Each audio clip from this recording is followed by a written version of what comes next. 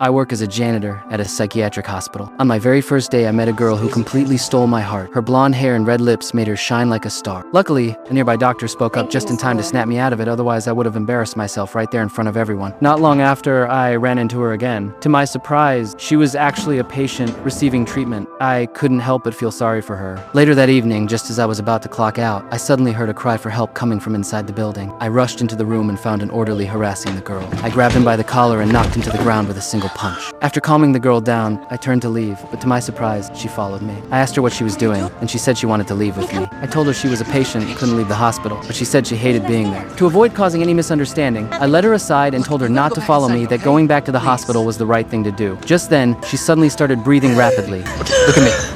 Look at me. Once I saw she was okay, I finally felt relieved. I asked why she wasn't wearing shoes, and she said shoes hurt her feet. Her answer left me at a loss for words. In the end, I gave her some money and told her to go find her family, then turned to leave. But after only a few steps, I couldn't help glancing back. She stood there all alone, her face full of hope. My heart softened. I decided to contact her family to pick her up, only to discover she didn't have any family. At that point, I didn't know what else to do. As I looked at the girl in front of me, a bold idea suddenly came to mind. The truth is, I'm a rich kid, but I spent too much time partying in bars and betting on horse races, and I racked up a mountain of debt. When my father found out, he was furious. He cut off my credit cards and kicked me out of the house. With debt collectors breathing down my neck and no way to pay them back, they dragged me to the psychiatric hospital and forced me to work as a janitor. Just recently, my mom told me my younger brother was getting married and asked me to come home for the wedding. I knew this was one of my few chances to patch things up with my family, so I agreed without hesitation. When she asked how I'd been, I lied, too proud to admit the truth, and told her I was doing great and even had a beautiful girlfriend. My father didn't believe me. He insisted that when I came home, I had to bring her with me, but I didn't have a girlfriend. And now, standing right in front of me was a gorgeous girl, just the solution to my problem. So I decided to take her home with me. But before we even arrived, she'd already caused plenty of trouble. On the plane, she locked herself in the bathroom for a long time because she couldn't find the flush button. She accidentally turned the lights on, full brightness in the cabin, disturbing everyone's sleep. She even snuck into first class while I was asleep and ate every bit of someone else's meal. When she returned to her seat, she couldn't wait to ask if she was really my girlfriend now. To keep her from stirring up more trouble, I had no choice but to say yes. Even though my answer was half-hearted, she was overjoyed. She told me her mother had once said no one would ever accept a girl like her. Seeing that angelic smile on her face, I couldn't help but feel a pang of guilt.